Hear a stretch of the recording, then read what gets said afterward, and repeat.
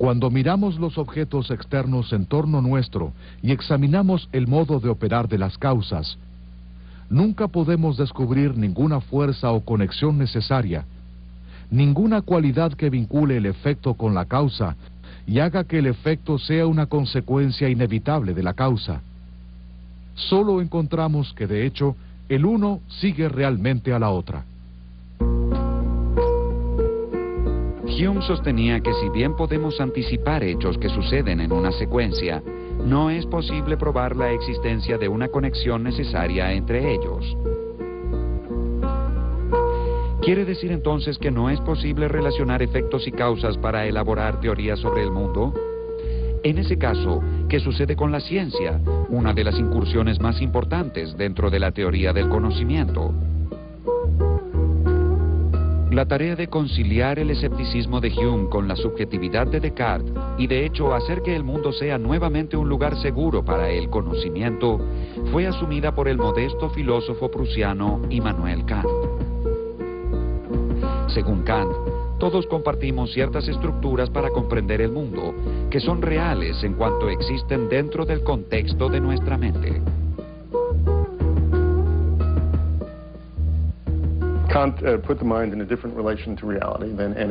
Kant estableció una relación diferente entre la mente y la realidad.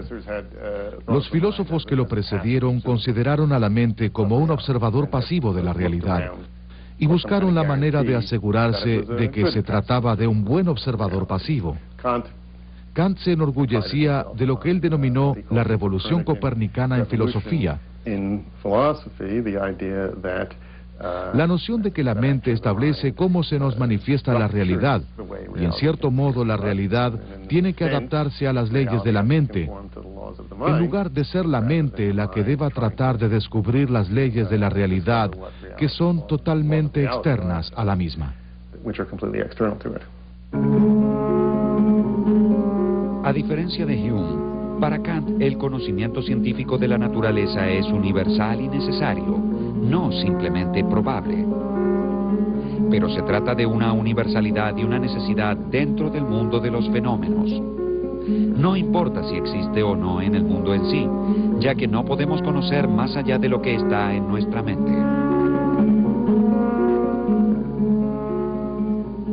Sucede que para cierto tipo de conocimiento, la razón humana se ve asediada por preguntas que no puede rechazar, pues provienen de la naturaleza misma de la razón, pero que tampoco puede responder, ya que superan toda la capacidad de la razón humana.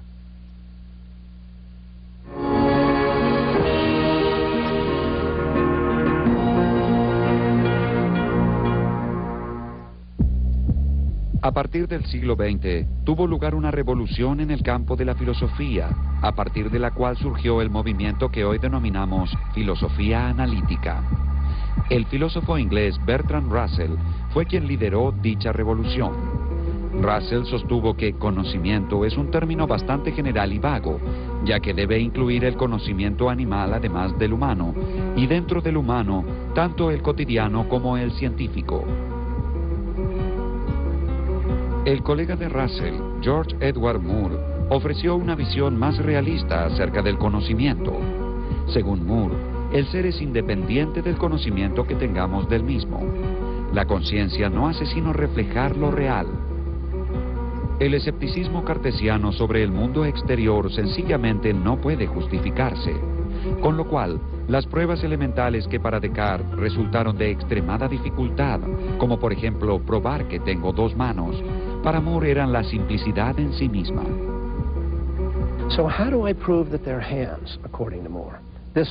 Entonces, ¿cómo haría Moore para probar que tengo dos manos? De esta manera, aquí hay una mano y aquí está la otra. Acabo de probar que tengo dos manos. ¿Qué más se necesita? A esta visión filosófica se la conoce como el realismo directo. Es realismo directo en este sentido. Moore piensa que puedo conocer cosas a través de la percepción sin tener la capacidad de comprobarlas.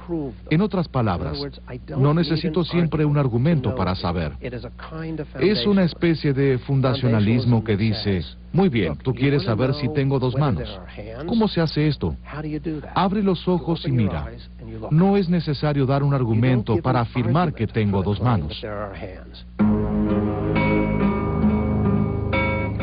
El filósofo austríaco Ludwig Wittgenstein fue un pionero del análisis riguroso del lenguaje dentro de la filosofía.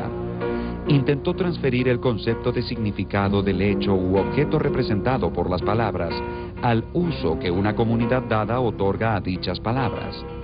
Como el lenguaje solo adquiere significado al ser utilizado por las personas, cualquier vínculo entre una palabra y un objeto depende de las reglas establecidas por aquellos que emplean esa palabra.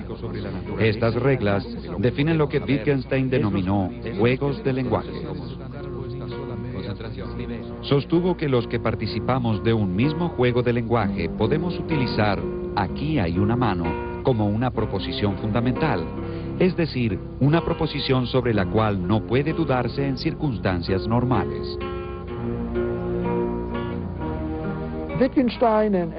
Wittgenstein y otros filósofos que recibieron su influencia consideraron que las preguntas filosóficas son una cuestión de lenguaje y que los desconciertos filosóficos están relacionados con el hecho de comprender mejor nuestro lenguaje o nuestros juegos de lenguaje, y surgen ya sea porque algo salió mal dentro de nuestro juego de lenguaje o tal vez porque los filósofos comenzaron a darle un mal uso a nuestro lenguaje.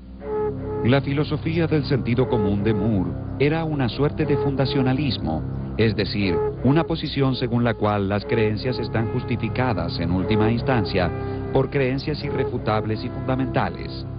El coherentismo rechazó esta visión por completo, sosteniendo que una creencia puede ser considerada como conocimiento cuando es coherente con otras creencias. Según esta corriente, la justificación no es un proceso lineal, sino un conjunto de criterios agrupados para justificar un sistema de creencias. El filósofo estadounidense Willard Van Orman Quine describió esto como la trama de las creencias, una especie de unidad siempre sujeta a revisión. En 1969, Quine escribió un artículo titulado La epistemología naturalizada, en el que propone una visión radicalmente nueva acerca de la teoría del conocimiento.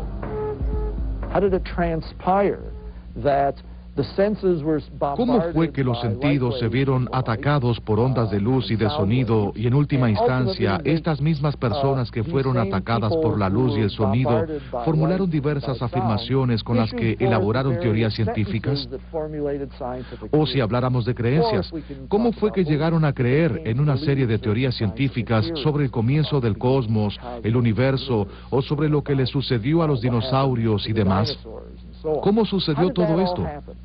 Bien, esa es básicamente una pregunta acerca de cómo funciona la mente, cómo se forman las creencias y las teorías, con lo cual es una pregunta que compete a la psicología. Y Quine afirmó muy radicalmente que la teoría del conocimiento entonces debía ser parte de la psicología.